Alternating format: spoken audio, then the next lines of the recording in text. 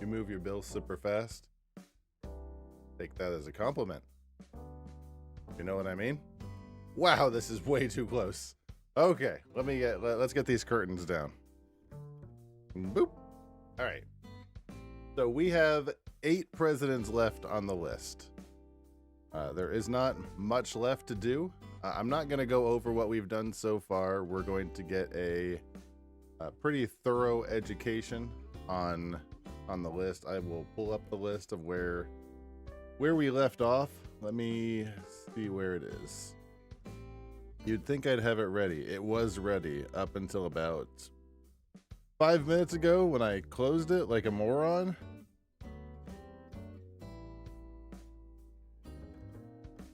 Possibly.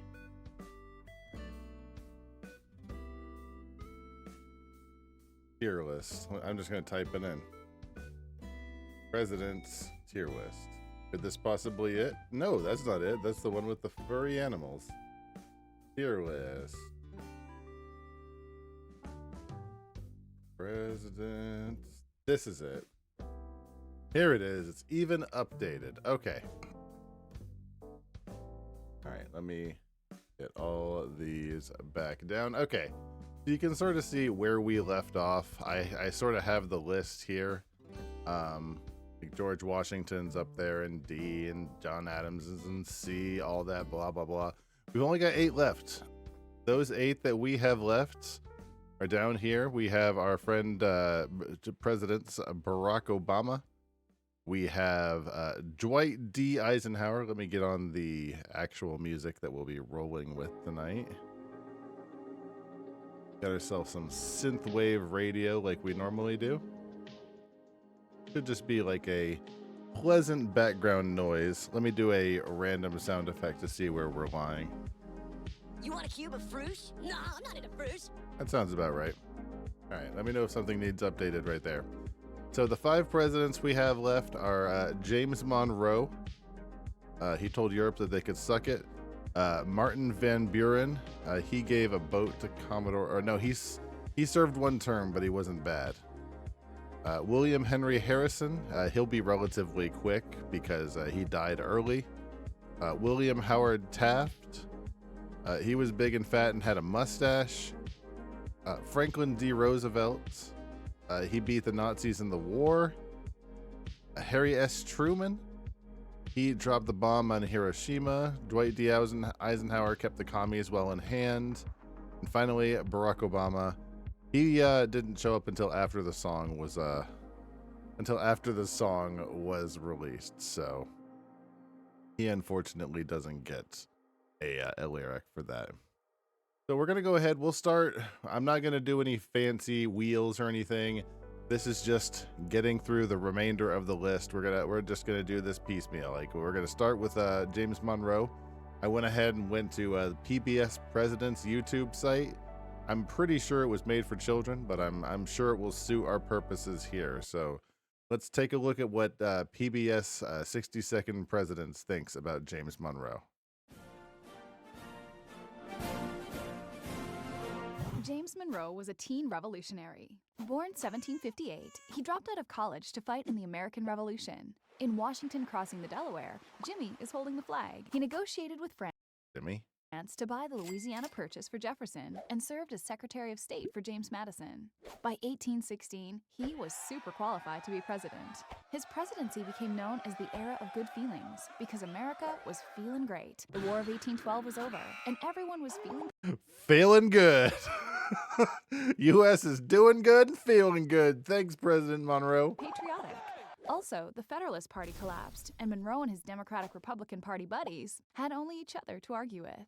Monroe was good at delegating power and worked closely with his cabinet to make decisions. He delicately handled the growing issue of slavery by signing the Missouri Compromise, which set the stage for future land issues with westward expansion and slavery. He was more direct with what was later called the Monroe Doctrine. He punted it down the line, didn't he? Mostly written by his Secretary of State, John Quincy Adams.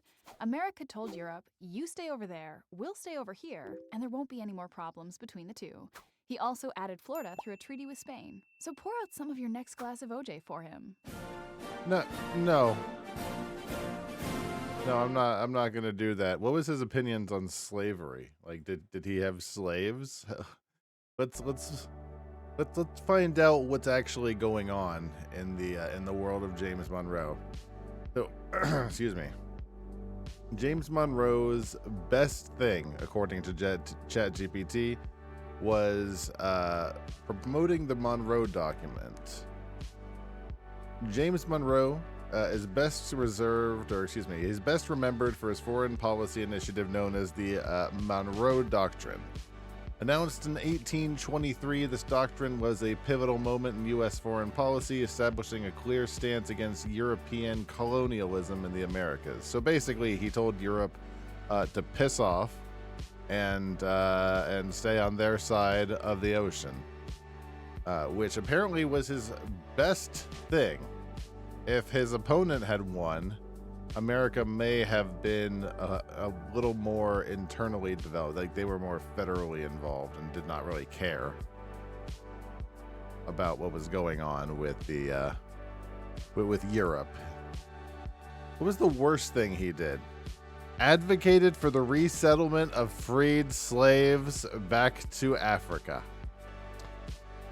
Boo this man. Often remembered for the Monroe Doctrine, which opposed European colonialism. However, one of his more controversial actions was advocating for the resettlement of freed African slaves to Africa. This led to the founding of Liberia. The resettlement of freed African... So basically, freed African slaves, he just kicked them out. He just deported them back to Africa. The American Colonization Society, which Monroe supported, believed that freed slaves would face better consequences or better chances for freedom and prosperity in Africa and the United States, where racial tensions and discriminations were rampant. However, this movement was criticized for its simplistic views of racial issues and for ignoring the deep connections that African Americans had developed with their birthland in America. Did anyone want to go back to Africa?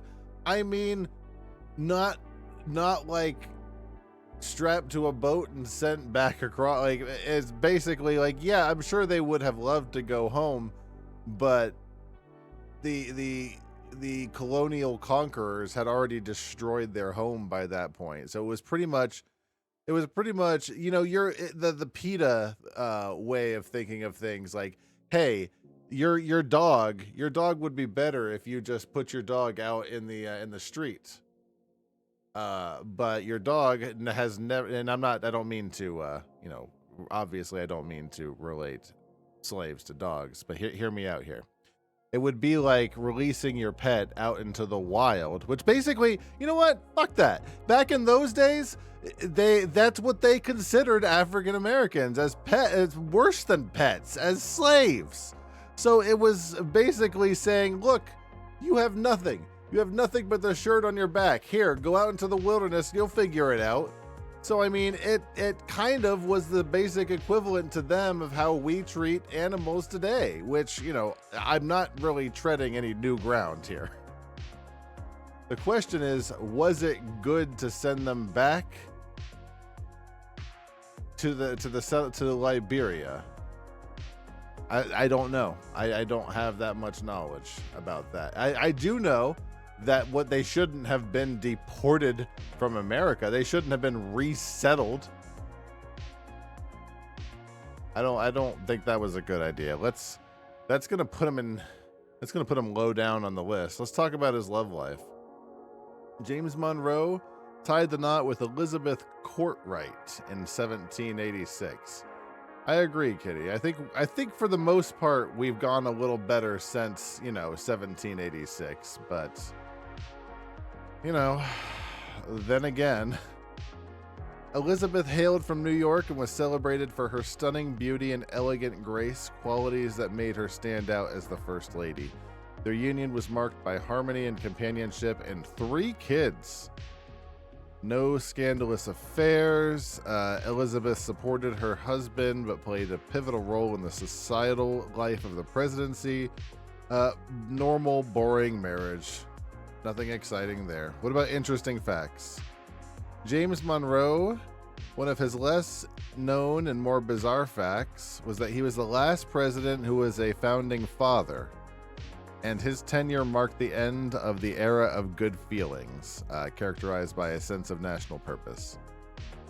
Monroe was the third of the first 5 U.S. presidents to die on the 4th of July, which, I'm not gonna lie, seems a little weird.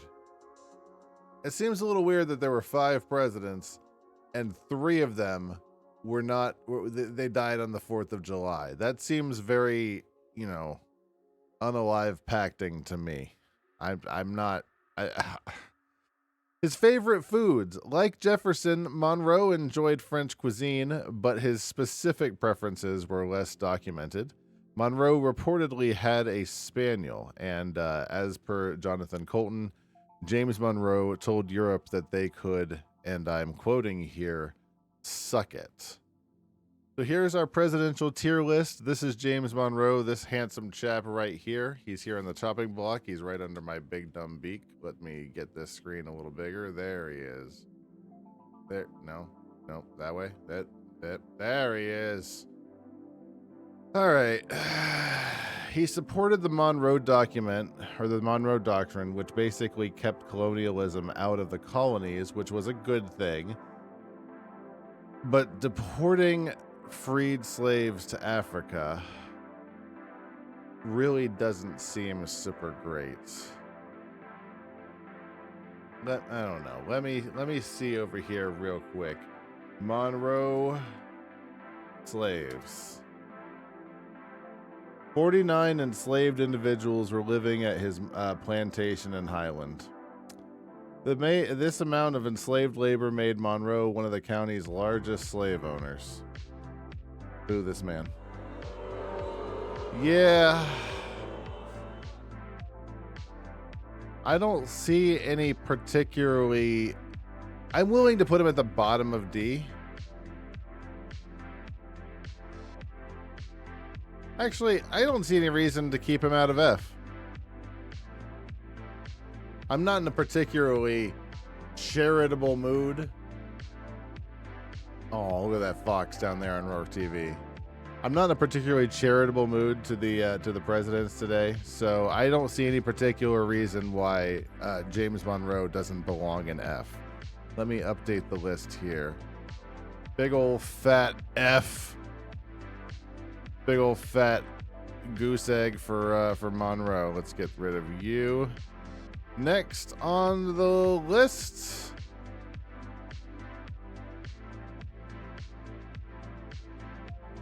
Martin Van Buren. Oh my God, look at this guy.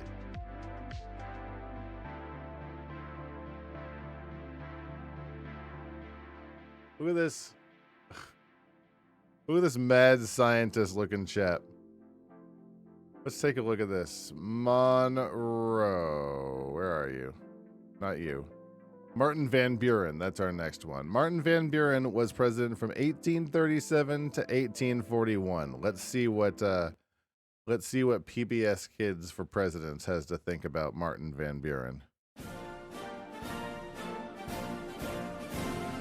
Martin Van Buren is probably the most important politician that you never think about. Born 1782 in Kinderhook, New York, he climbed the ranks in state government that led the Albany Regency, the most powerful political machine in America's biggest state. He was so good at organizing that they called him the Little Magician, and presto, he transformed into a U.S. Senator. For his next trick, he got his good friend Andrew Jackson elected president. They were an odd couple. Martin was polite and elegant, while Andrew once killed a man in a duel.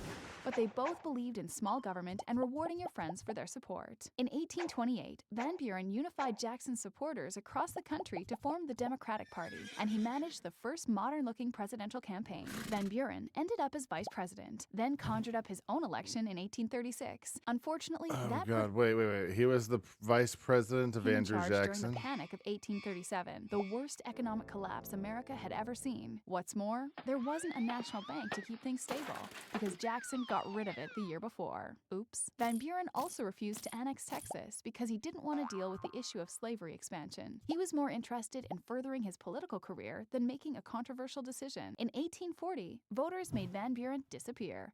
but you can thank him for what some refer to as the smoke and mirrors of presidential campaigning. Sounds like he sucks. Who do you think was a generous lover? JFK? Bill Clinton? Barack Obama? We're taking a look on the list. You think W was a generous lover? This is the face of someone who looks like he knows he can pleasure a woman. He might start a war and send hundreds of thousands to unnecessary death, but this is the look of a face. This is the face that looks like it knows it can impress a woman in the bedroom. He might not be correct, but that's what he believes. Martin Van Buren, he engineered the establishment of the Democratic Party. Boo this man. It's certainly better than the alternative, but two things. One, it still sucks, and two, the Democratic Party back then is basically the current day Republican Party. And it sounds like it sucks because he was the vice president of Andrew Jackson, who blows. Think Franklin was a generous lover? Definitely. 100%. Martin Van Buren, before his term, he was instrumental in establishing the Democratic Party, shaping it into a cohesive political force. Blah, blah, blah, blah, blah. His efforts ensured the Democratic Party became a significant player in the American political arena, capable of mobilizing support across different states and social strata. This was crucial, blah, blah, blah, blah, blah, blah, blah. He created the Democratic Party, uniting various groups under one political umbrella and shaping future American politics. I guess that's kind of a big deal.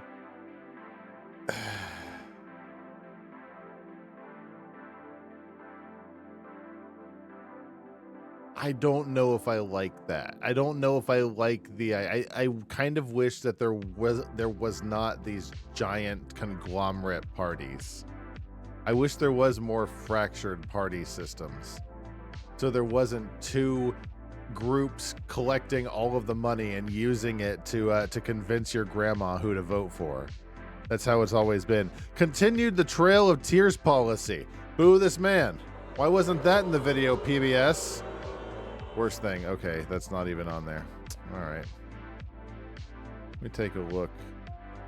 Martin Van Buren cheat sheet. Oh, I forgot there was the 5 most important stories. Oh, I forgot. It's been so long since I've done this. I forgot how this was set up. The 5 most important stories of Martin Van Buren. The Panic of 1837, which they talked about, which was a severe economic depression. His response was to propose the independent treasury system, which sought to separate the federal government's finances from the banking system. This move did little to alleviate the immediate economic distress. Where's the love in these dudes' hearts? I mean, well, let's find out. Martin Van Buren married Hannah Hose in 1807.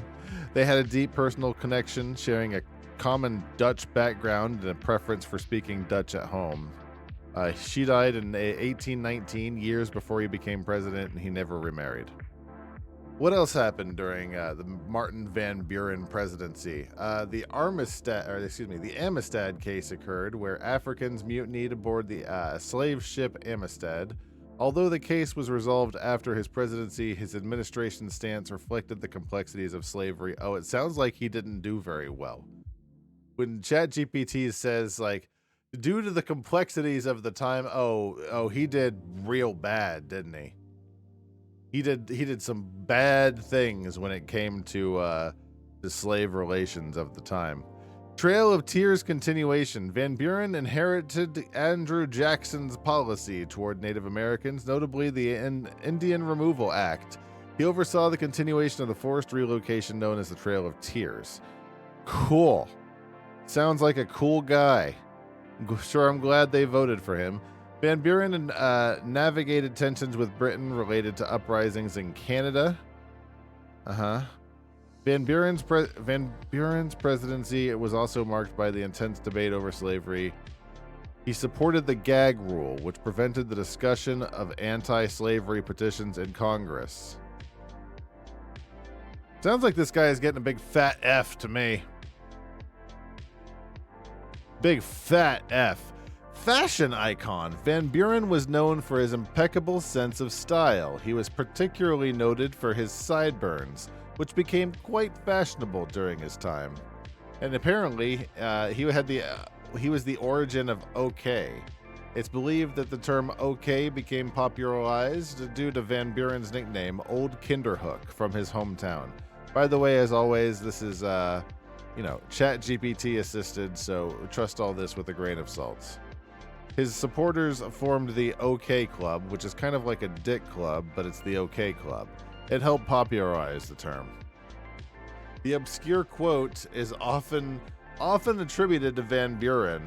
I only regret that I have one life to lose for my country. I'm not sure why it thought I wanted to know what the wrong quote was, but maybe it was just their way of saying, hey, this is something cool that is usually attributed to Van Buren, and maybe you would want to know that it's not him. Sounds like he sucks. What is this? The Tiger Cubs. Oh, I do want to know about this. Okay, Martin Van Buren, the 8th president. Kitty, do you want to test something real quick? Do you want to test how the narrator works? You want to see the narrator option to see how the AI works for that? Hold on. Let's see how this works. I'll do one paragraph, and if it's terrible, let me know. Okay, 1 second.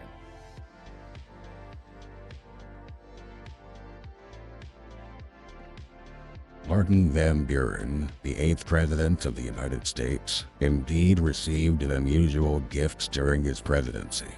2 tiger cubs. These cubs were a diplomatic present from Said bin Sultan, the Sultan of Oman.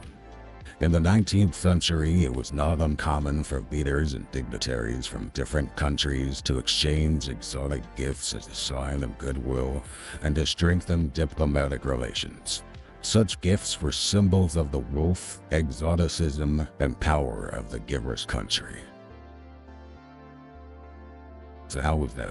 What about it sound like? Did it sound like shit? Did it sound awful? Background music needs lowered. Fair enough. I did wonder if it seemed high.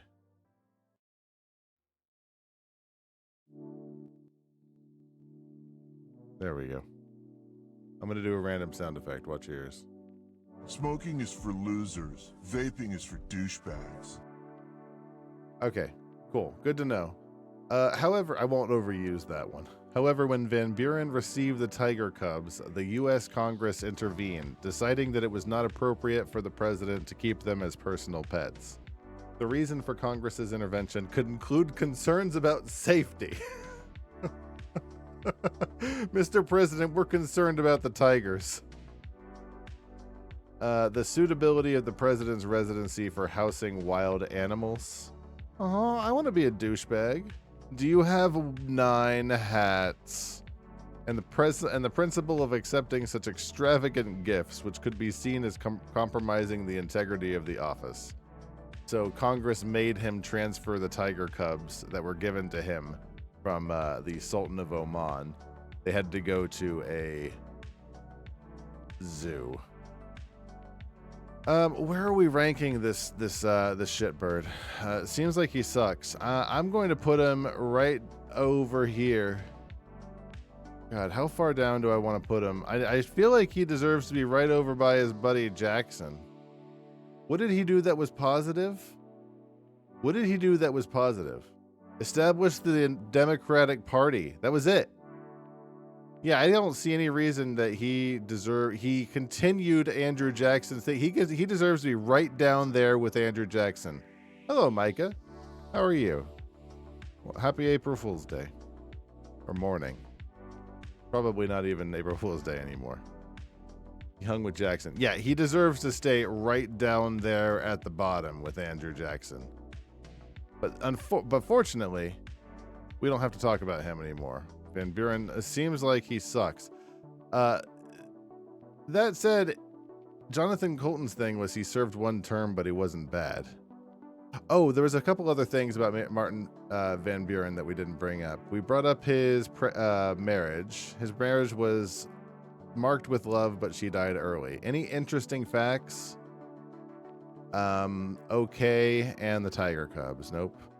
He had a fondness for oysters, and his only presidential pets were the tiger cubs. You have some off time for a bit. You messed up your sleep schedule right away.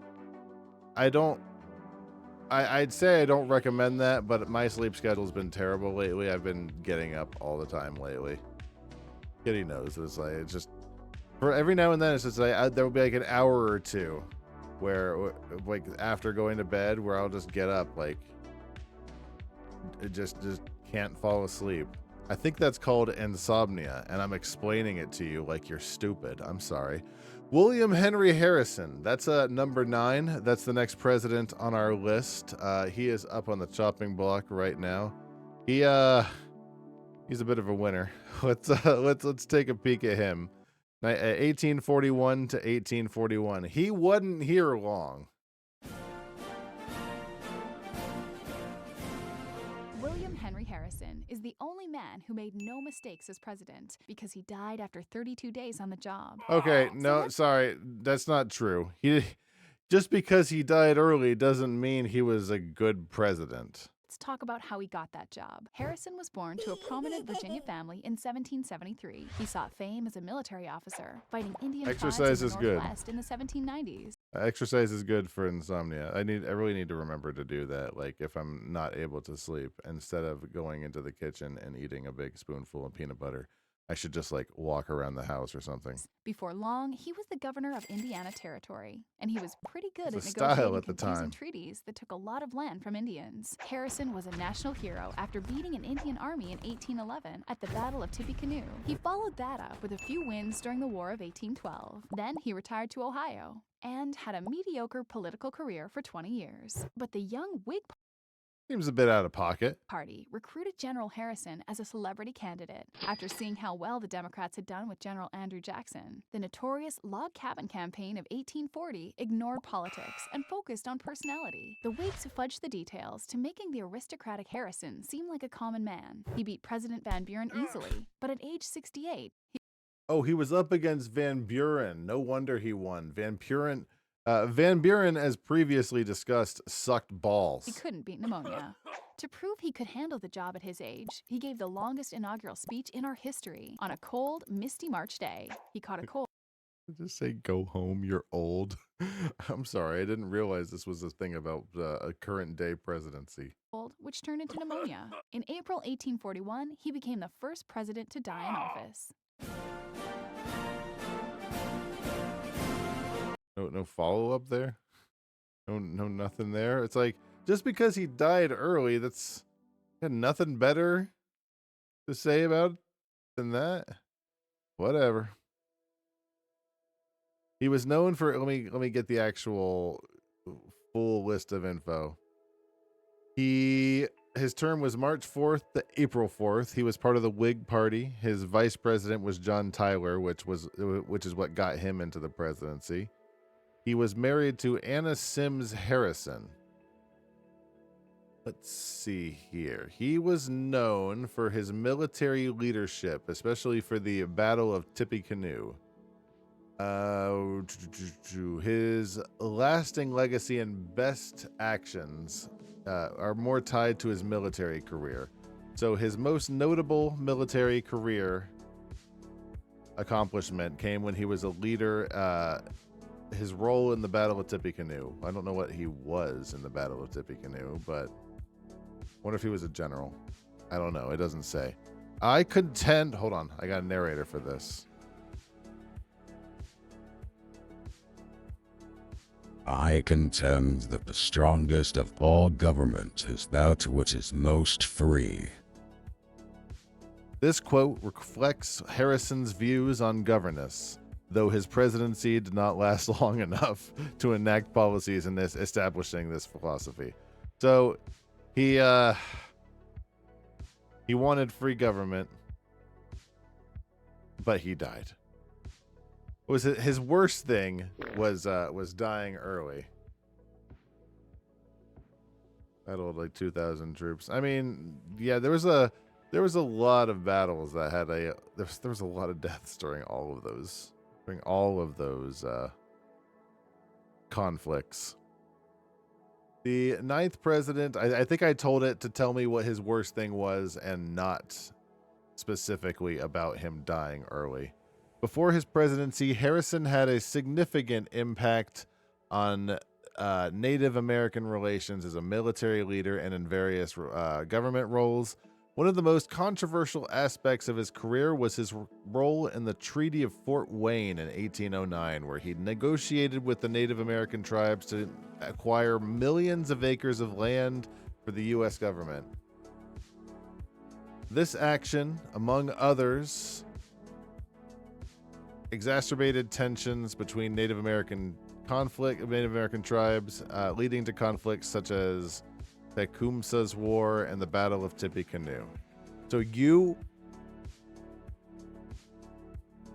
So he was involved with that? He negotiated that and then was involved with the war? Seems like he sucks.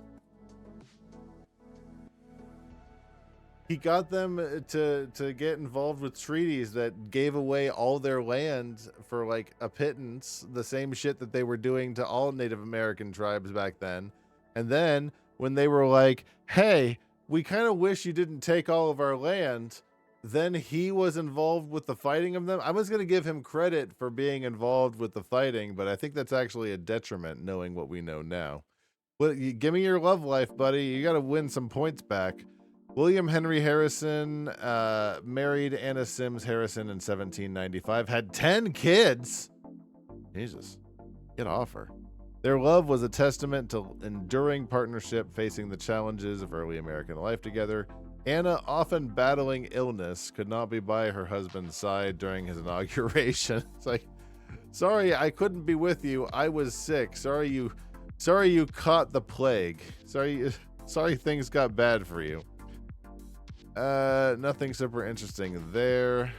Interesting facts about William Henry Harrison, aside from his early death and super long speech, was probably his Tippecanoe and Tyler 2 was involved with him. Yeah, that was like the most important thing about him was Tippecanoe and Tyler 2 was the song.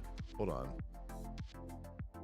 People talk about that song all the time, and I just don't know why they cared so much about it. Tippecanoe and Tyler 2.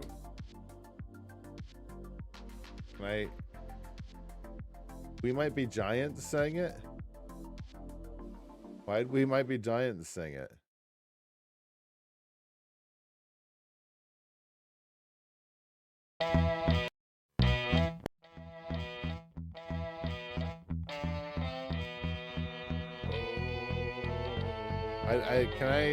Stop. Can I hear like the actual version that they might have actually played back then?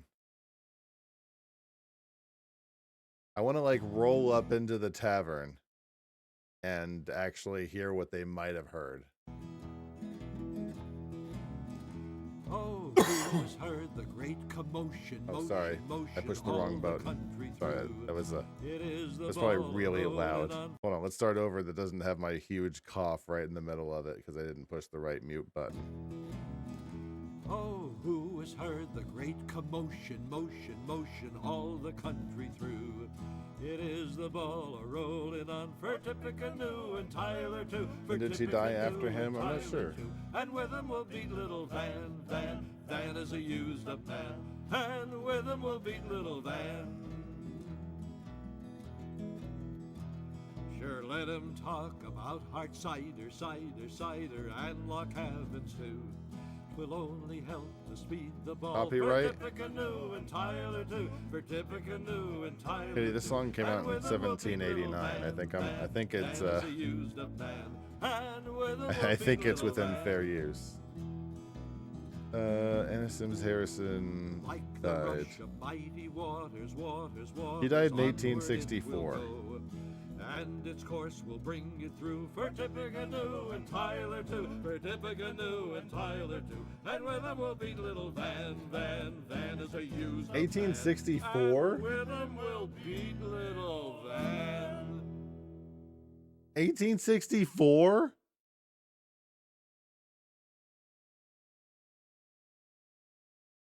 So she got married in 1775. Man, she lived for a long time.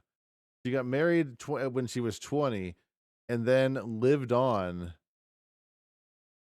for a long time. When did you die, Henry Harrison? Okay, oh, so he died in 1841.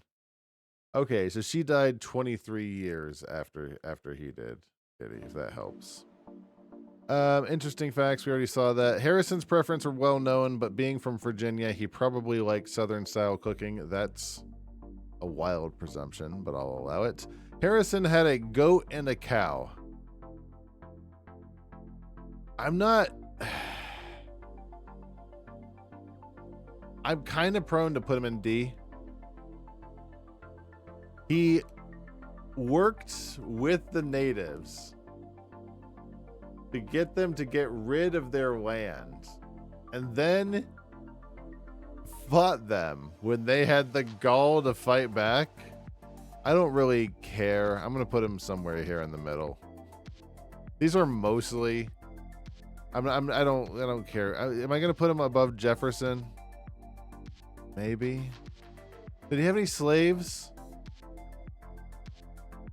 Who was the best president? So far, the best president is Abe Lincoln. Hold on. Did he have any slaves? William Henry Harrison? We might actually be close to past that time. Slavery stance. He opposed the idea of Congress restricting slavery in new territories as a slave owner. Okay.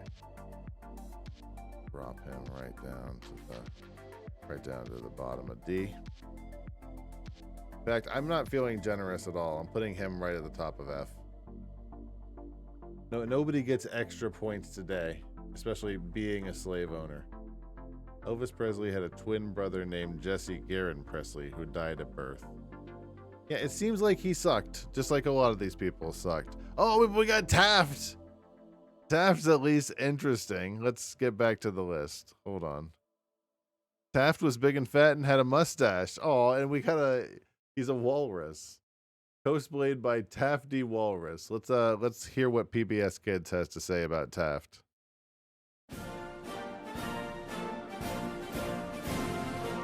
Howard Taft was large, but he wasn't as in charge as some Republicans wanted. Taft came from a well-known Ohio family. He was a good lawyer and a respected judge. When America took control of the Philippines, Taft did a great job as the governor. And when he came home, he was Teddy Roosevelt's Secretary of War. Taft had never run for office, but Roosevelt figured Big Bill was the guy to carry on his progressive agenda. He won easily in 1908, and Taft did some progressive things. He supported the constitutional amendment allowing income taxes. He tried to lower the high tariffs that corporations loved. He kept on filing antitrust lawsuits, and he secured more power for the executive branch to regulate the economy. He even beefed up American influence in Latin America by promoting trade. But it wasn't enough to make Teddy's supporters happy, and the Republican Party split in two. Taft didn't try to influence public opinion. Just because of that?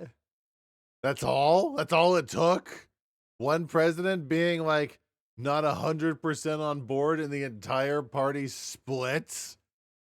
What a bunch of wimps. TR did. Instead of forcing issues through politics and executive orders, he always preferred to work through the legal system. Taft loved the law, and he thought Roosevelt had gone too far. Progressives labeled Taft a sellout. Roosevelt ran against his former buddy in 1912, and with Republicans divided, both men lost to the relatively unknown Woodrow Wilson. In the end, Taft got the job he always wanted. He became the first former president to be appointed Chief Justice of the Supreme Court.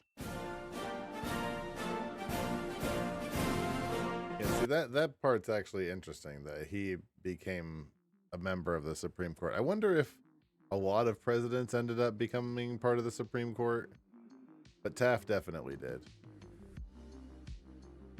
Let's take a look at Taft's list. He was a Republican. Successor was Woodrow Wilson, as previously discussed, married to Helen Herron Taft, who we'll take a look at later. He was a Solicitor General, a judge on the Sixth Circuit Court of Appeals, Governor General of the Philippines, Secretary of War under Theodore Roosevelt. Okay, so this is kind of good that we're seeing this. It's kind of good that we're actually seeing some of this stuff, because we are actually confirming what GPT said, because PBS Kids, their presidential thing, said that too. So as long as they're not pulling from the same line of bullshit that I'm pulling from, this actually kind of works out. Teddy was probably adventurous. Teddy Roosevelt? Probably. He was a born woodsman. Probably did the do out in nature once or twice. Taft was elected president in 1908. He won a decisive victory against William Jennings Bryan, securing 321 votes to Bryan's 162. His presidency was marked by divisions within the Republican Party. And the more progressive wing, led by Roosevelt, the split would lead to his defeat in 1912. He finished third behind Roosevelt, who ran as a progressive. Good job, idiots. Good job splitting the vote. His 5 most important stories were his antitrust actions. Taft expanded the use of antitrust laws more than Roosevelt did, filing suits against several major corporations, including U.S. Steel, to break up monopolies and maintain competition. The 16th Amendment under Taft's administration, the proposal for the 16th Amendment, which allowed the government to collect income tax without appropriating it among the states, was approved and later ratified in 1913, so the federal government was able to collect taxes and not distribute it straight to the states. Conservation efforts. He did establish the Bureau of Mines to oversee mineral resources and enacted several measures to conserve natural resources. His foreign policy, known as dollar diplomacy, aimed to expand American investments in South and Central American, Caribbean, and Asian markets. And civil service reform. He continued to support and expand civil service reform, blah, blah, blah, blah, blah. His 3 biggest failures: the Mann-Elkins Act. While intended to strengthen the Interstate Commerce Commission, its ambiguous interpretation led to regulatory confusion and inefficiencies. What are you even talking about? Kind of lost the thread there a little bit, ChatGPT. Taft's support for the Payne-Aldrich Tariff Act of 1909, which was supposed to lower tariffs but instead raised them on certain goods, alienated progressive Republicans, which is what led to the split. And then his election later is what it considers his big failure. His big election that he won, and then he lost pretty miserably afterwards. His 2 fun facts: Taft was the heaviest president in the U.S. history, at times weighing over 300 pounds. He needed to have a custom bathtub installed in the White House. And he was also the first president to throw a ceremonial first pitch at a Major League Baseball game. Politics, when I'm in it, makes me sick, says Taft. That's one of his quotes. Have anything interesting from Taft on the actual interesting list? Well, tell me about his love life. Helen Herron Taft. They met in Cincinnati, Ohio, and were married on June 19th, 1886. Helen, often called Nellie, was an ambitious and intelligent person who played a significant role in Taft's political career.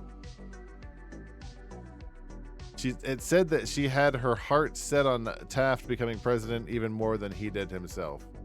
Was saltwater taffy named after him? I don't think so. I'm guessing not. I'm thinking saltwater taffy came out before Taft did. Nothing super interesting in the love life. Interesting facts other than his big fat paunch. Hopefully the ChatGPT was listening when I told it that. Like, his weight is not that interesting. It's like, tell me something else interesting. He was the only person in U.S. history to serve in the highest office of both the executive and judicial branch, serving as president and then the Chief Justice of the Supreme Court. And the custom bathtub. Yeah, that's all it's got for Taft. What about pets? He had cows named Pauline Wayne and Mooly Wooly. So here's the picture. Sproul sent this picture at once, I think. Let me make it bigger. There we go. Look at this guy. Look at this guy. He was known for his love of steak and potatoes, you don't say. Honestly?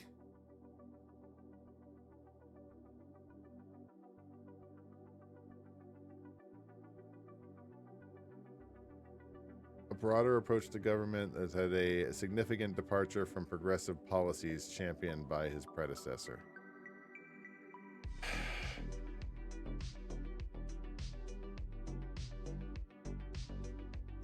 Okay, so he fired a leading conservationist and close ally of Roosevelt over disagreements on conservation policies.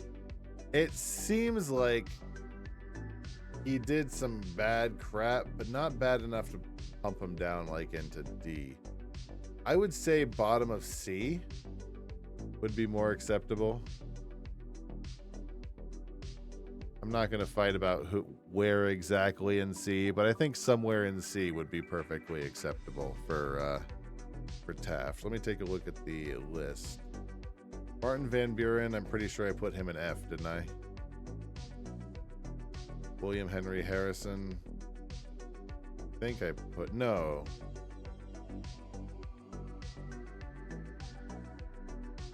I don't remember where I put anybody. I think I put them. Yeah, I put them all in F, didn't I? Isn't everybody getting an F tonight? Oh, this is going to be our first C.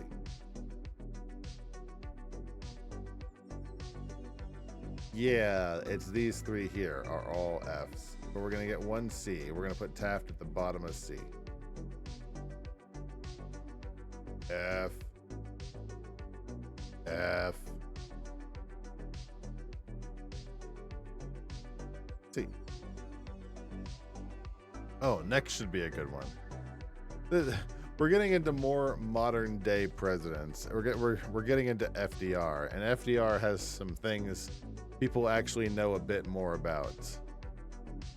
FDR was the president during the majority of World War II, so this is the one that most people in the world, I guess, from the older style of presidents actually know about.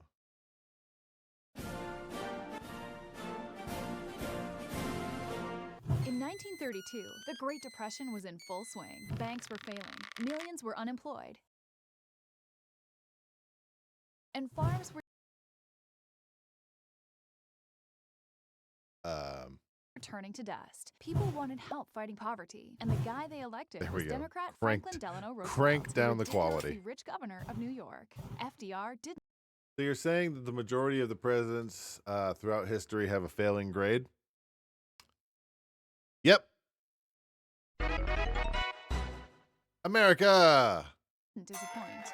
In the first 100 days of his presidency, he worked with Congress to enact 15 major laws to stabilize the economy, pour money into the states, and create infrastructure programs to boost employment. A few years later, he signed the Social Security Act to provide payments for retirees and the unemployed. These programs were the core of what he called the New Deal. Roosevelt didn't want government to just protect people. He wanted it to provide basic economic stability for all. You can't argue it didn't work in the short term, because the economy didn't really recover until World War II. But the philosophy of the New Deal was popular. That's not.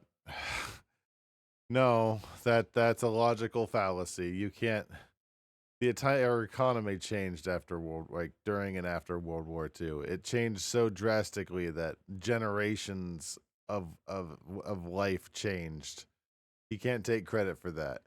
And Americans loved FDR for showing confidence in the face of disaster. They elected him 4 times. Roosevelt led the nation into World War II, delivering the 4 Freedom speech that called on Americans to defend basic rights around the world. The isolationists in Congress didn't buy it, but after the Japanese attacked Pearl Harbor later that year, almost no one was anti-war. FDR died of a stroke in April 19... Who's the guy at the bottom left? War sounds good. By then, he had restored confidence in the presidency, and thanks to the war, he was also the leader of the free world. Okay, it's FDR. FDR is one of those people, like, let's just rip off the Band-Aid. What's the worst thing?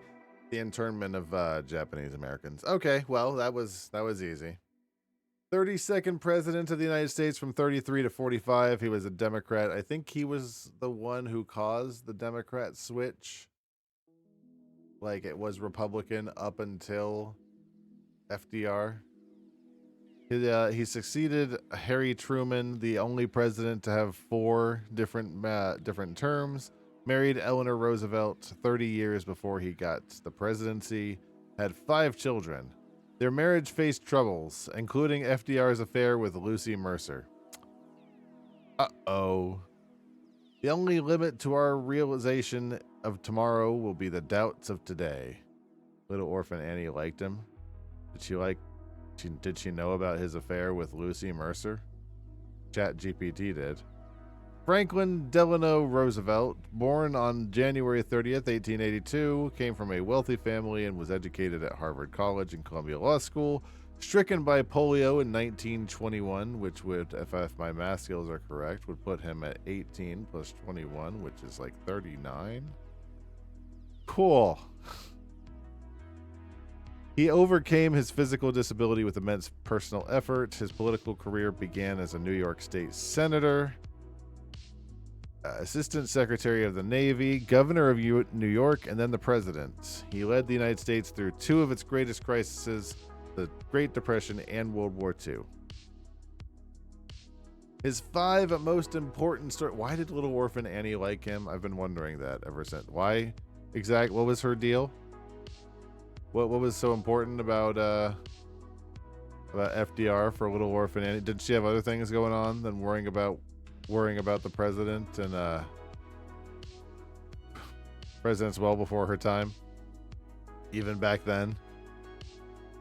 The New Deal, a series of programs, public work projects, financial reforms, and regulations enacted in response to the Great Depression, aimed to provide relief for the unemployed and poor, recovery of the economy, and reform of the financial system. To prevent a repeat depression. I mean, we haven't had a technical depression since, so I guess it helped. You don't know it's a sad musical? That's fair. Let's see if we can find out. Roosevelt led the U.S. from isolationism to a significant role in the global stage, providing support to allies after Pearl Harbor.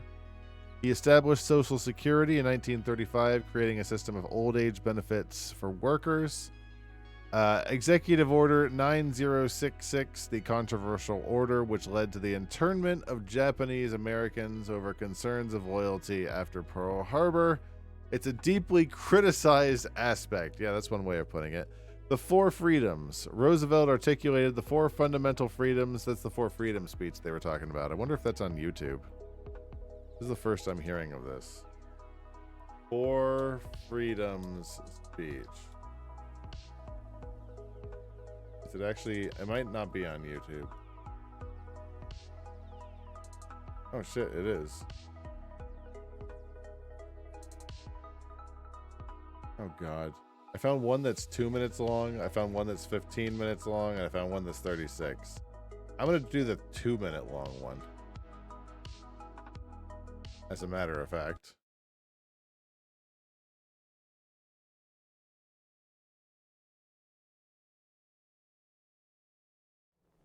The first is freedom of speech and expression everywhere in the world. Hold on, I got something for this. The second is freedom of every person to worship God in his own way everywhere in the world. The third is freedom from want, which translated into world terms means economic understandings. There we go. Which will secure to every nation a healthy, peacetime life for its inhabitants everywhere in the world. The fourth is freedom from fear, which translated into world terms means a worldwide reduction of armaments to such a point and in such a thorough fashion that no nation will be in a position to commit an act of physical aggression against any neighbor anywhere in the world.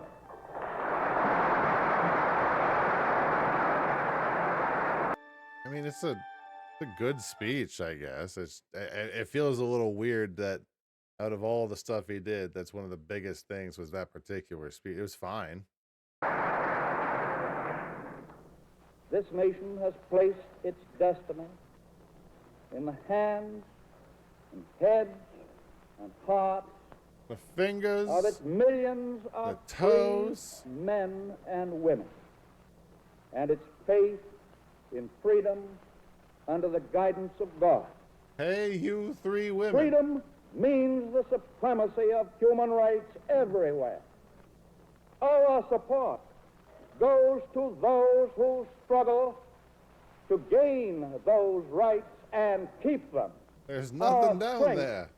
is our unity of purpose to that high concept there can be no end save victory. Who's this guy in the back here? Is this who is FD? Is that Wilson?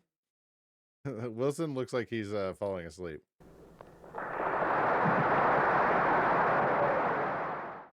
I could be wrong, but that looked like Wilson. Like, buddy, wake up. You're on camera. I know cameras are new, but wake up. Three biggest failures, the Japanese-American internment. We can talk more about that later. I mean, there's not really much to talk about. Why did he do it? Let's go back to the worst things he did in a second. Refusal of Jewish refugees. He turned away the SS St. Louis. God, that was bad. Turned back like 200 Jews in a rescue ship, and they went straight back into Nazi territory and were pretty much immediately gassed. It's like, good job, dipshit. America! What else do we have? Failure to support early civil rights initiatives. Roosevelt was often silent on civil rights for African Americans, largely to maintain support from Southern Democrats, asshole. His administration did little to advance racial equality during his terms. Neat. Two interesting facts about FDR. He had a love for collecting stamps. He was an avid stamp collector.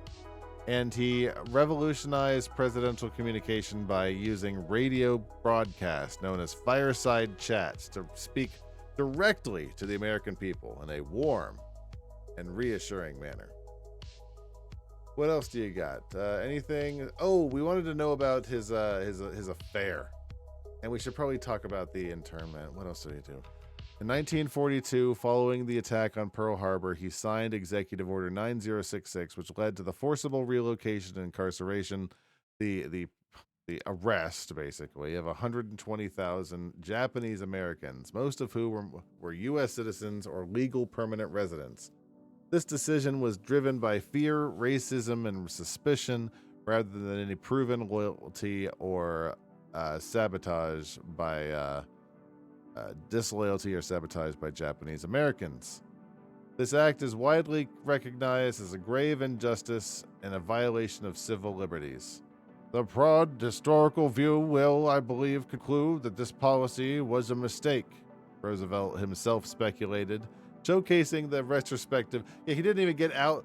I think he died in office, and he still ended up thinking, well, shit, this was a bad idea.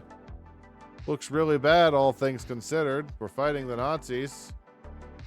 1905, he married Eleanor Roosevelt. However, the relationship faced significant strain after Franklin's affair with Eleanor's social secretary. Ooh. 13 years into their presidency. Despite the betrayal, they chose not to divorce, largely because of Franklin's political ambitions and the societal expectations of the time. Nothing else super interesting there. They stayed together despite him being a cheating dog. Fireside chats. Oh, here we go. He established the creation of Camp David. Exactly. Fucking cheaters never prosper. He created Camp David, officially known as the Naval Support Facility Thermont. The retreat was established by Roosevelt in 1942 and originally named Shangri-La after the fictional. You just imagine, he says, "I want to name this Shangri-La after the fictional Himalayan paradise in the 1933 novel Lost Horizon. Meant to serve as a refuge from the hustle and bustle of Washington, D.C. Not even 100% sure where Camp David is. FDR famously loved hot dogs, which he served to the King and Queen of England in 1939, and he was famous for his Scottish Terrier Fala, among other pets. I mean, his internment of Japanese Americans aside, which is a hard aside, at least he did at least come to the conclusion that it was bad at the time, which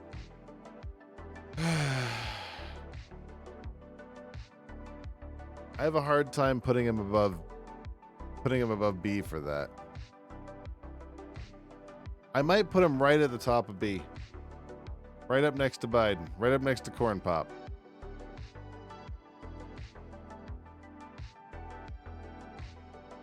I think that's a good spot right up there. Right up there at the top of B. Let me update this real fast.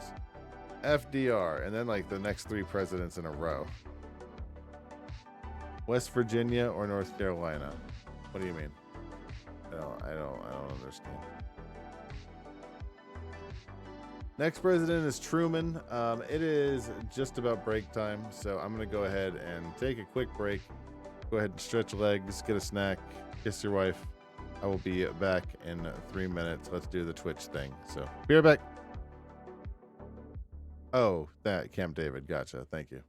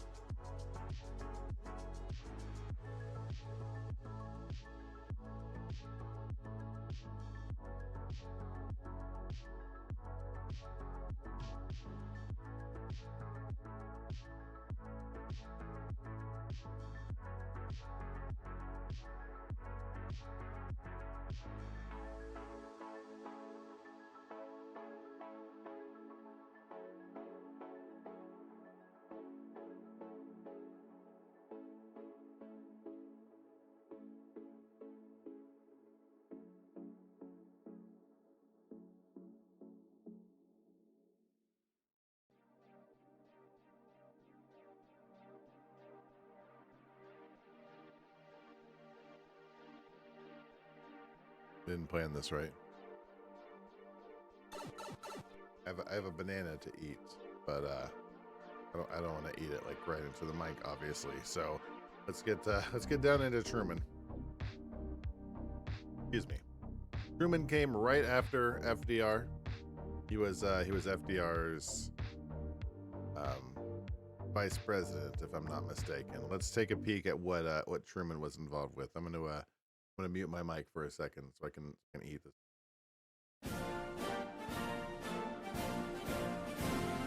Franklin Roosevelt established the president as the leader of the free world, and then he died in April 1945, giving that job to Vice President Harry Truman, when the free world was just about in chaos. It's a great underdog story. Truman was a regular, plain-spoken guy from Missouri. He struggled as a farmer and shop owner before finding his niche in politics. He had little experience in foreign affairs, but he said the buck stops here, and was not afraid to make bold decisions in keeping peace at home and communism at bay abroad. He started the atomic age by making the decision to drop 2 atomic bombs on Japan to end World War II. He won support for the Marshall Plan, which gave Europe economic...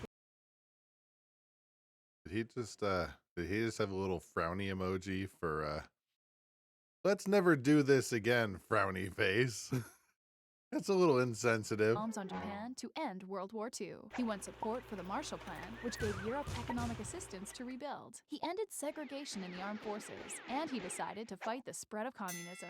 That made the US and the Soviet Union rivals, and it drew the United States into what was termed the Korean conflict, as he decided not to ask Congress for a declaration of war when the US intervened between South Korea and communist North Korea. At home, Truman held together the Democratic coalition that supported the New Deal, but had trouble expanding New Deal programs. People got tired of the Korean War and a stagnant economy, and Truman was hugely unpopular when he retired.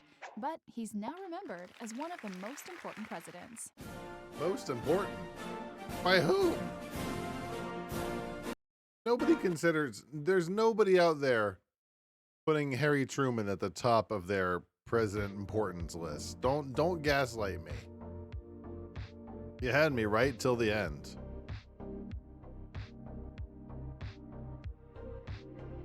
How do they go 4 years without a vice president? I guess they would just act as if the next line of presidential succession, it would just go to the Speaker of the House. Truman born in '84. He was a captain in World War I, and then a senator from Missouri. Known for his straightforward and decisive manner, it included the end of World War II, the beginning of the Cold War, and significant domestic policy initiatives.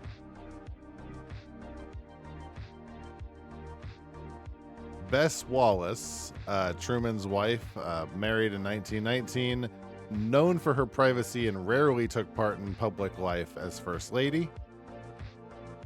The 5 most important stories for Truman: dropping the atomic bombs on Hiroshima and Nagasaki; the Marshall Plan, which aimed to rebuild war-torn Europe, strengthen economies, and prevent the spread of communism; the Truman Doctrine promised U.S. support to countries threatened by Soviet communism, marking the start of Cold War containment. He issued Executive Order 9981, desegregating the U.S. military, which was a good thing.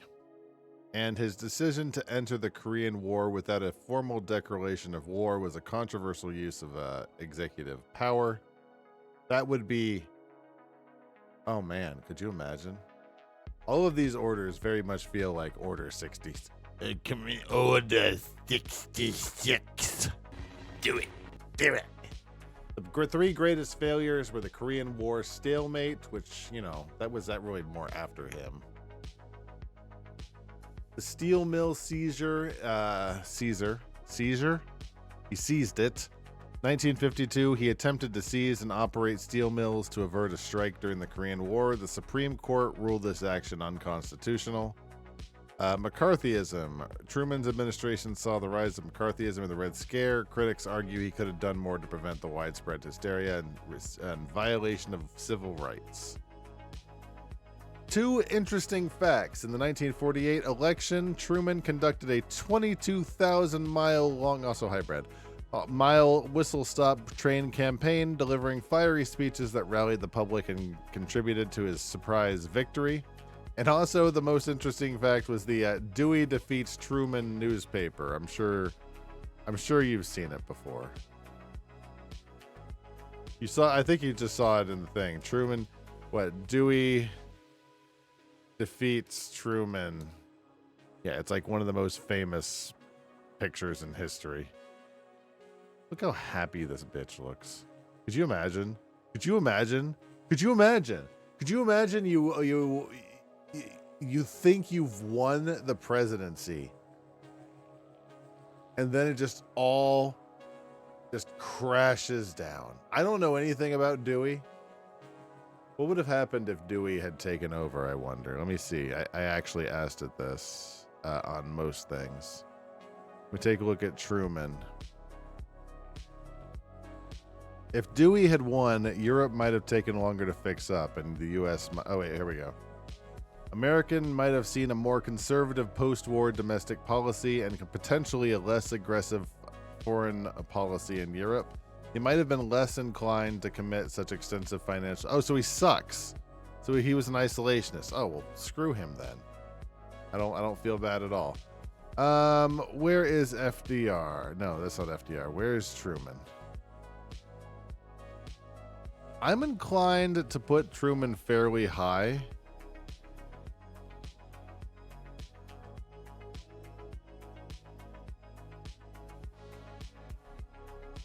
Okay, he enjoyed a well-done steak, which is a very high negative, but not high enough to drop him down a rank. Truman had a Cocker Spaniel named Feller, though he famously gave it away. What do you mean famously? Never heard about it. Truman gave away Feller. I'm putting it into Google. What? Oh my God, what?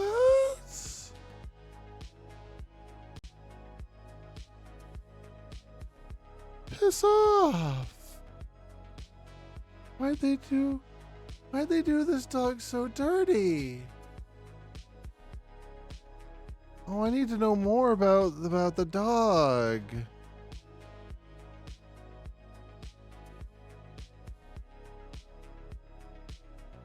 They received a crate with a gift inside. They gave it away. Oh, so they just received a gotcha. Okay, that makes more sense. I was about to be really sad there for a second. I don't really feel any particular reason. He did drop the bombs on Hiroshima, but that was hardly his, you know. That wasn't all on him, certainly. Have we had any gay presidents yet? No. But most likely, the most likely was what? Buchanan, who had a very, very, very affectionate and close male valet, but no wives or any sort of connections. So I mean, like, you know, you decide. No, I don't think we've had any gay presidents yet. If they have, they've been well in the closet. So where did I put him? Where is he? Yeah. Without any sort of, you know, demands of explanations, I think I'll just put him right up near the top of C. Is there even a reason not to put him into B?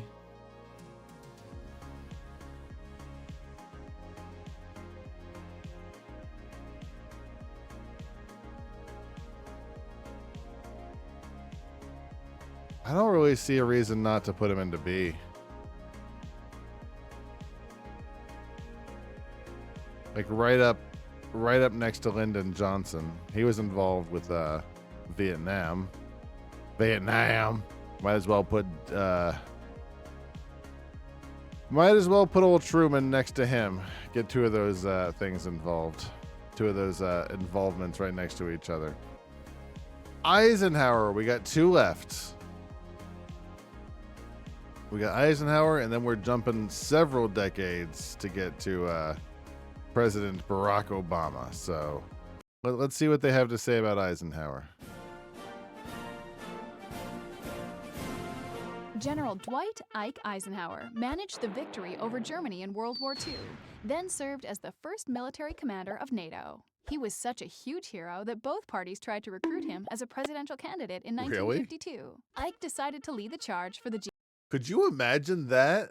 That is wild in the thought of today's politics. If you have somebody from both the Democrats and the Republicans, both asking like, "Hey, could you run and be in our party?" Both parties tried to recruit him as a presidential candidate in 1952. Ike decided to lead the charge for the GOP and became the first Republican president in 20 years. A conservative Republican, he didn't Seems kind of cheating. Seems like he would have been able to win as a Democrat too. tried to totally undo the work of the Democrats before him. He thought the New Deal was part of America. He even agreed to Did he say he didn't want in 20 years. A conservative Republican, he didn't try to totally undo the work of the Democrats before him. He thought the New Deal was part of America. He even agreed to expansions of Social Security and a few other social welfare programs. He sent troops to the South to ensure the desegregation of public schools and fought for voting rights of minorities. He pushed for spending to build the interstate highway system, which revolutionized American life. His first move on the global stage was to end the Korean conflict. After that, America was at peace, but Eisenhower kept up the policy of containing communism around the world. He oversaw a buildup of nuclear weapons to deter the communist threat and used the CIA to undermine unfriendly governments. Unlike Roosevelt and Truman, Eisenhower preferred working behind the scenes. Some people think he was too quiet. For example, he seldom actually spoke out on civil rights abuses. But the economy was growing, the country was stable, and true to his famous slogan, most people really liked Ike. Really liked Ike. Yeah, that was his Tippecanoe and Tyler 2 thing. Everyone had a thing. That was his thing. So the biggest things for Eisenhower, hold on, let me get my 34th president from 53 to 61 as a Republican, born in 1890. In Denison, Texas, was a 5-star general in the United States Army during World War II and was supreme commander of the Allied expeditionary forces in Europe. He was responsible for planning and supervising the invasion of North Africa in Operation Torch and the successful invasion of France and Germany from the Western Front. Won the presidency with a commanding victory over Adlai Stevenson II. Beat Stevenson twice. Married to Mammy Geneva Dude in 1916. His 5 most important stories were the Highway Act of 1956, creating a 41,000-mile national system of interstate and defense highways, the end of the Korean War in 1953. Though not an ardent civil rights advocate, Eisenhower played a crucial role by enforcing the desegregation of schools, notably in Little Rock, Arkansas in 1957, and signing civil rights legislation in 1957 and 1960 to protect voting rights. After the Soviet Union launched Sputnik in 1957, Eisenhower established NASA in 1958, marking America's commitment to winning the space race and highlighting the beginning of significant U.S. expansions. Mamie.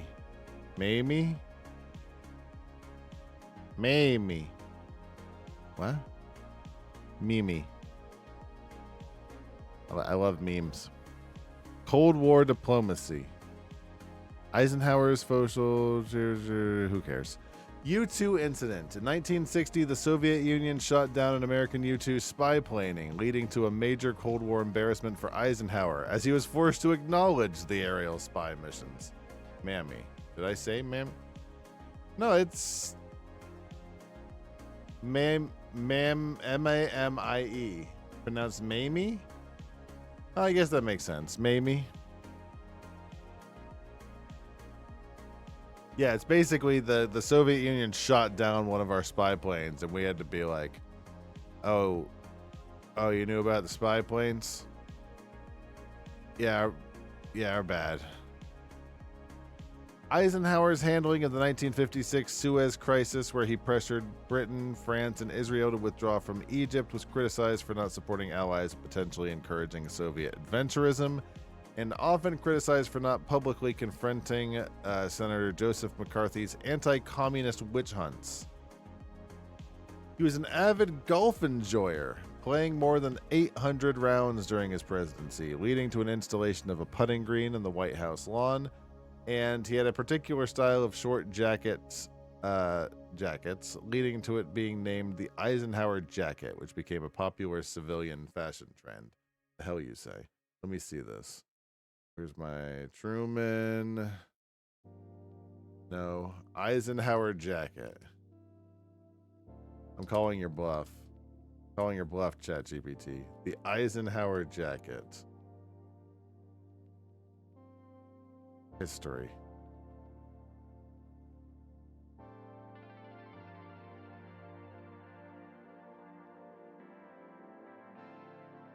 Oh, here we go. The history of the Eisenhower jacket.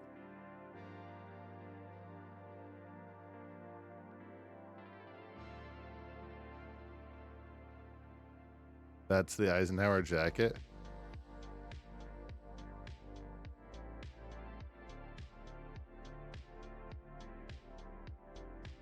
I'm unclear. They look like just regular long sleeve shirts. And I've lost interest, so.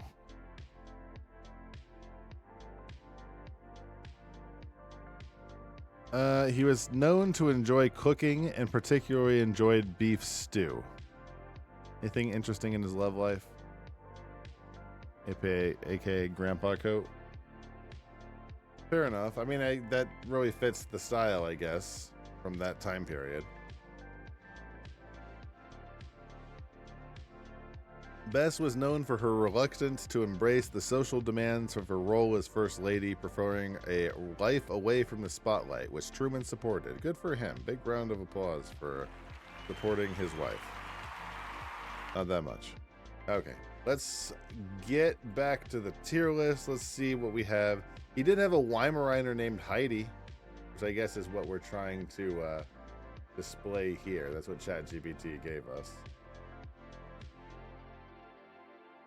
Oh, let's take a look at his negatives. Hold on. He had a coup in Iran and Guatemala, you say? Oh, yeah, you didn't mention any of that.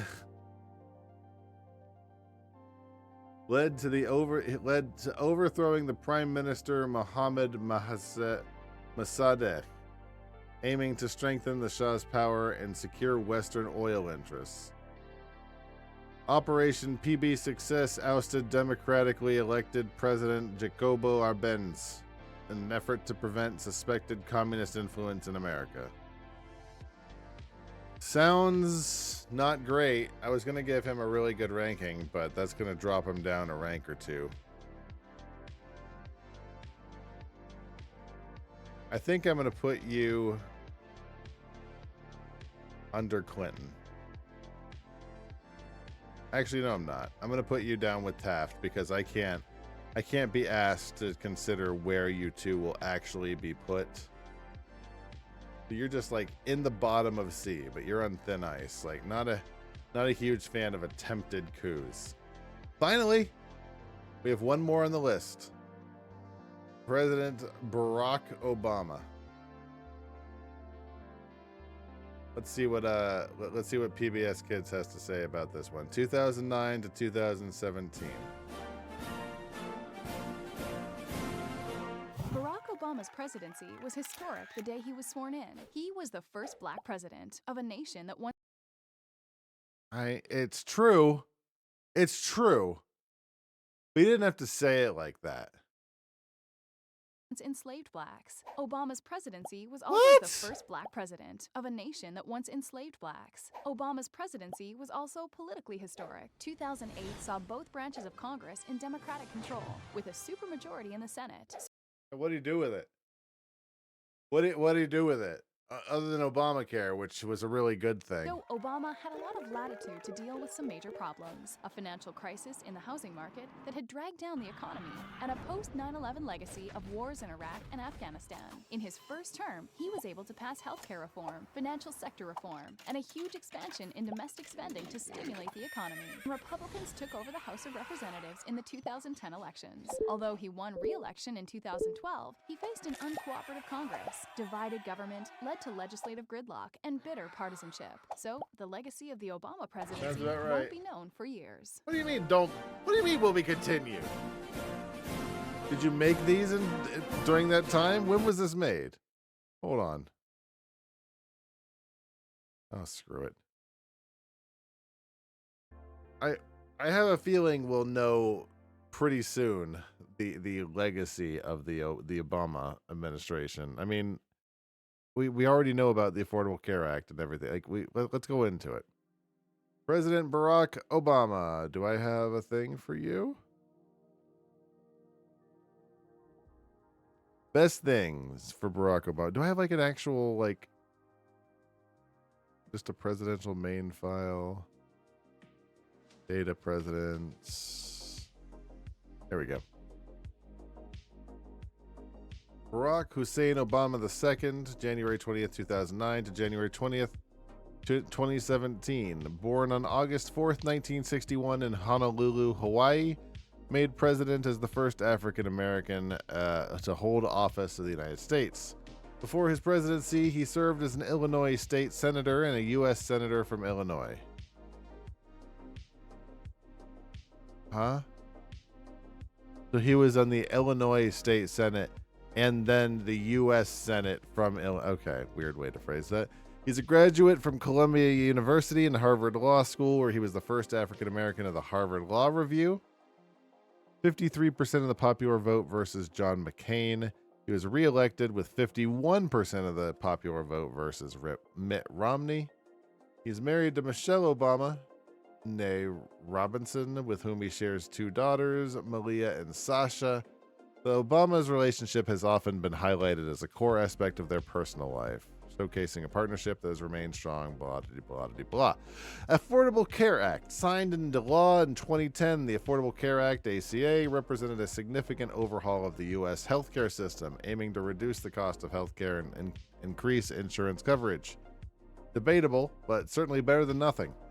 The legislation included provisions to allow young adults to stay on their parents' insurance plans till age 26, protections for individuals with pre-existing conditions, and the establishment of health insurance exchanges.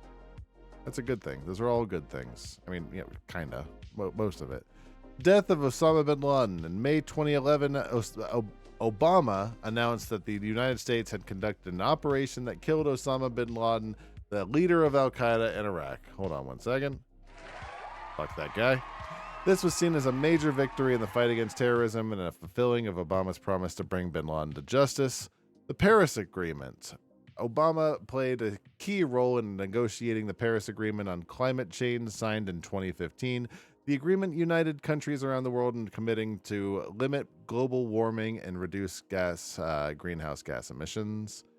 Economic recovery. He helped recover from the Great Recession. That's basically all to it. Obama's administration implemented the Recovery and Reinvestment Act, which was a stimulus package of 2009. And in 2014, Obama announced the beginning of normalization with relations with Cuba, ending over 50 years of democratic isolation. This was immediately fucked over by Trump. Just saying. 3 biggest failures of the Obama administration: Guantanamo Bay. Despite promises to close the Guantanamo Bay detention camp, he left office with the facility still well open. I think it's still open today. The Syrian civil war. Administration of Obama faced criticism for its handling of the Syrian civil war, particularly its decision to not enforce the red line against Bashar al-Assad's use of chemical weapons. And the healthcare rollout website for the Affordable Care Act sucked, and a lot of people couldn't get on, and they're still talking about it today. He was awarded the Nobel Peace Prize in 2009, which was kind of hilarious, but I'm not the person to talk to about who gets those prizes, so what do I know?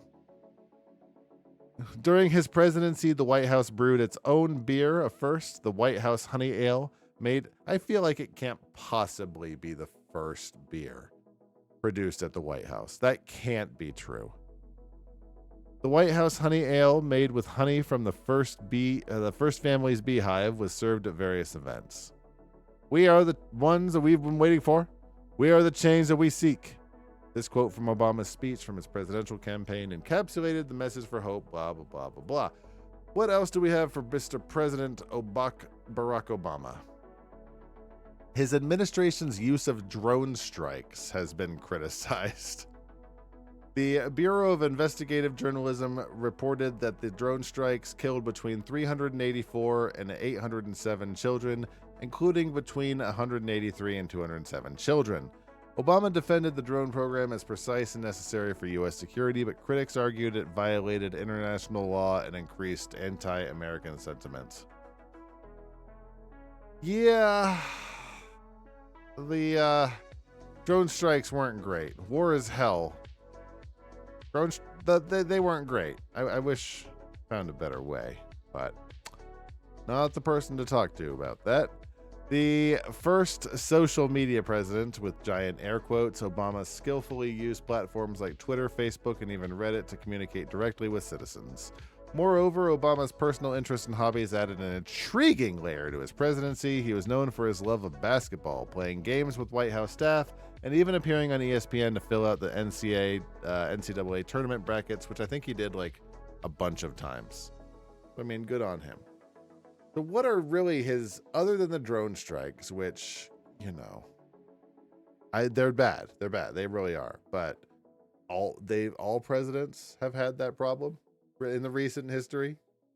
Obama is known to enjoy a variety of foods, with favorite including chili and burgers, and Obama promised his daughters a dog during his campaign, leading to the arrival of Bo, a Portuguese water dog, followed by Sonny, another Portuguese. What is a Portuguese water dog? I'm unclear on a Portuguese water dog.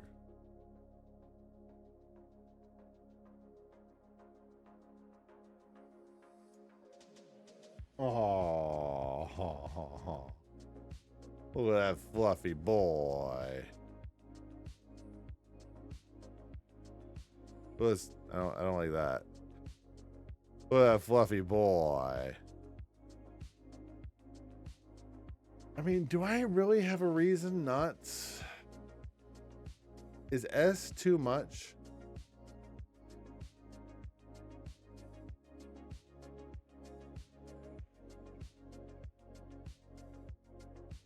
I feel like top of A.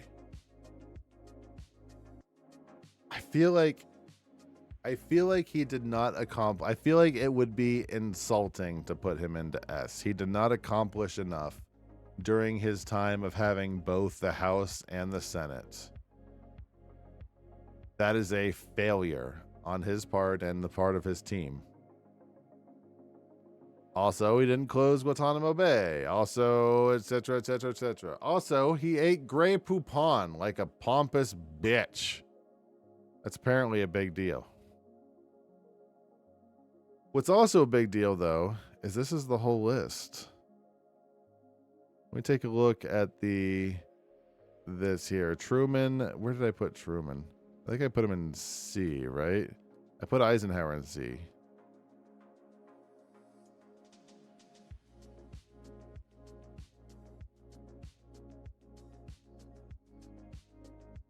No, I put Truman in B. I put Eisenhower in C. And I think you're right. I think Obama is an A. So this is our list so far. We've got George Washington, D. I'm not going to go over why. I've got the VODs over. I don't really remember why we put everybody where. And at a certain point, we stopped really putting people in certain positions of this person is certainly over someone else. But, you know, we got close enough. John Adams is a C. Thomas Jefferson's a D. James Madison, D. Monroe, F. John Quincy Adams, B. It's a really high ranking. I wonder why we gave him that.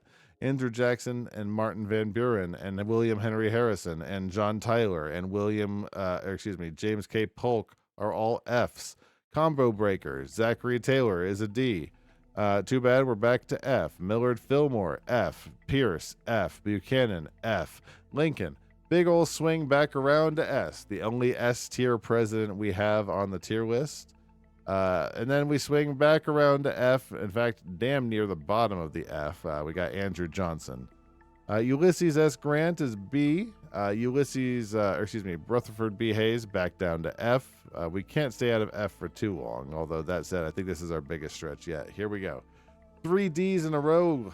It sounds like a party night to me. James A. Garfield, Chester A. Arthur, and Grover Cleveland.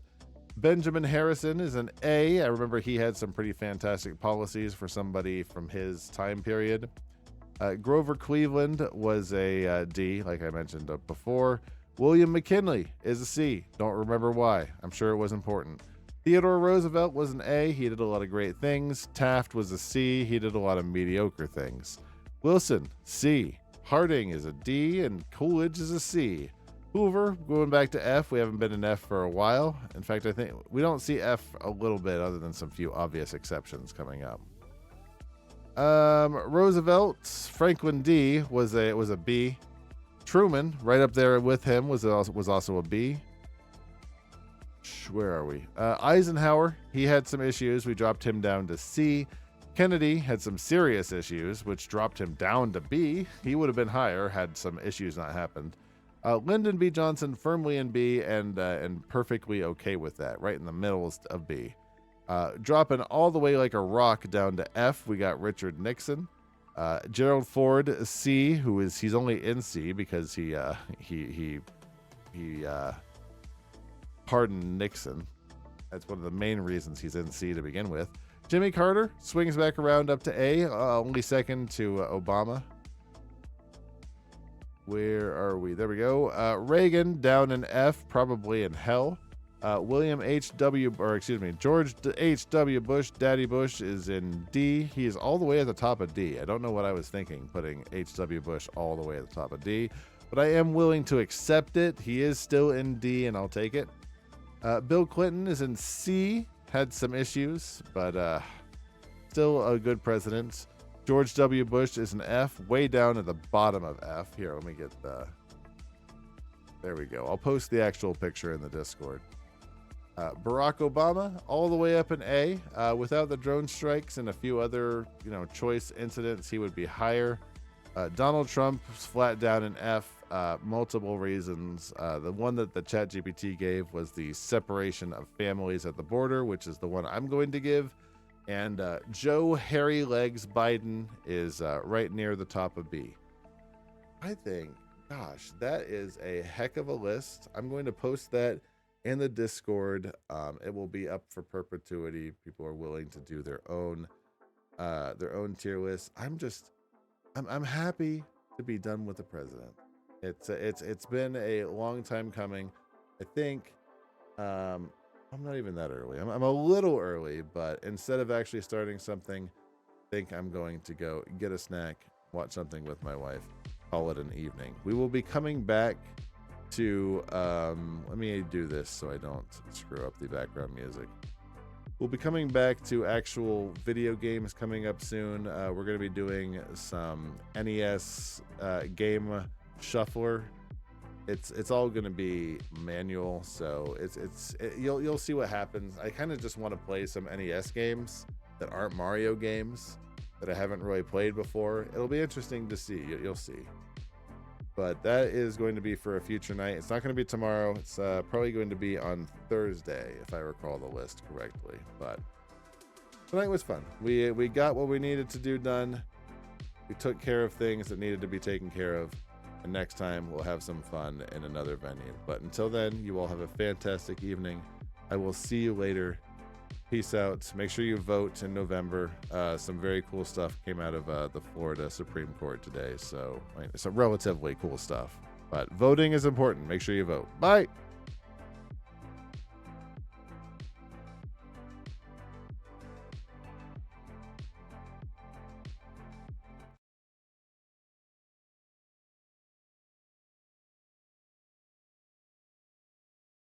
Thanks for